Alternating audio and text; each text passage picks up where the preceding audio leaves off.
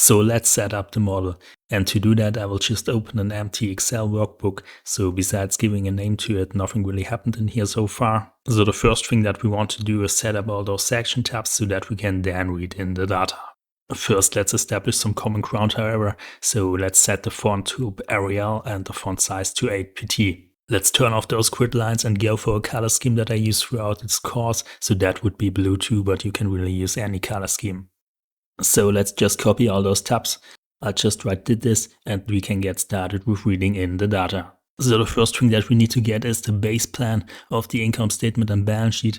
The problem here usually is that at the beginning of the project, when you plan short-term liquidity, you don't have that because the integrated business plan is coming from a separate workstream that's just about to get started, just like you. So two options here: either you can just ask the client for their current base plan and then use this as a preliminary base plan, then replace it with your base plan a couple of weeks later, or you can just ignore it for the start and just start with what you got so far, so the payables, receivables, what's in the bank and so on.